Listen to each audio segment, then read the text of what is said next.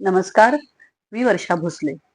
नसरापूर येथे 4 वर्षाच्या लहान मुलीवर अत्याचार करून तिची निर्घृणपणे हत्या करण्यात आली आहे.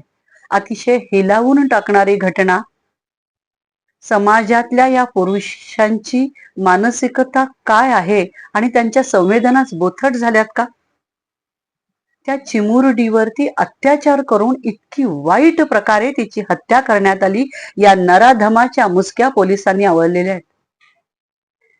संविधानाच्या आधारे कायद्याच्या चौकटीत राहून या नराधमाला फाशीची शिक्षा होईल असं या राज्याचे गृहमंत्री आणि माननीय मुख्यमंत्री सन्माननीय देवेंद्र फडणवीस यांनी सांगितलंय. हा विषय राजकारण करण्याचा नाही, तर एकजुटीने समाजामध्ये या विकृतींना ठेचण्याचा आहे. तसं न करता प्रणितीताई, तुम्ही याचं राजकारण करताय. हा राजकारण करण्याचा विषय नाही.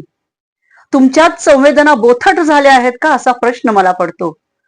कारण या नराधमाला सोडणार नाहीच आणि त्याला फाशीचीच शिक्षा होईल असं या राज्याचे मुख्यमंत्री आणि गृहमंत्री देवाभाऊंनी सांगितलंय. आणि देवाभाऊंच्या राज्यात मग तो कुठल्याही जातीचा असो किंवा धर्माचा असो, कुठल्याही गुन्हेगाराला माफी नाही, त्याला शिक्षाही होणारच. आणि हा विषय नसरापूरचा तर अतिशय संवेदनशील आहे.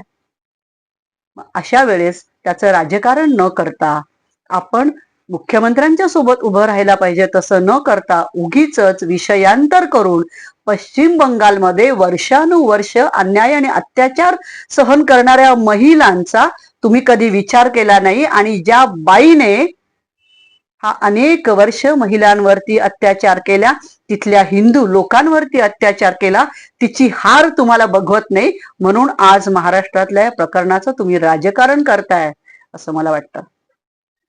पश्चिम बंगालमध्ये कधी जाऊन फिरला असतात ना, तर तुम्हाला तिथल्या माता भगिनींची व्यथा कळली असती. मी ऐकले, मी पाहिले.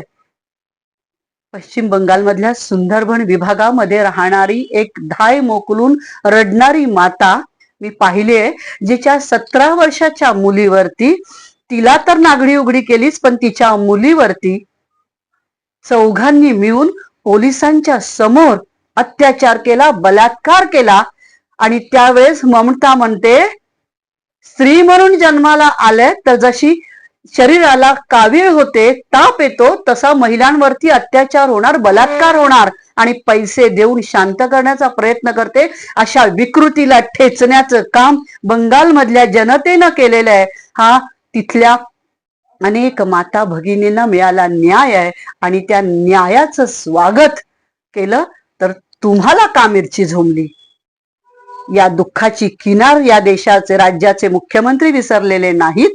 ते विसरणारी नाहीत. त्याला ठेचलं जाईल, त्याला फाशीचीच शिक्षा होईल. पण त्याच वेळेला बंगालमधल्या अनेक माता भगिनी या अत्याचारातून मुक्त झाल्यात, हे सुद्धा लक्षात ठेवलं पाहिजे आणि त्याचाही सन्मान केला पाहिजे. पण तुमचं दुःख काँग्रेसची नाळ जनतेपासून तुटली जाते आणि म्हणून अशा प्रकारचं राजकारण करण्याचा याचाही प्रणितीताई आम्ही निषेध करतो.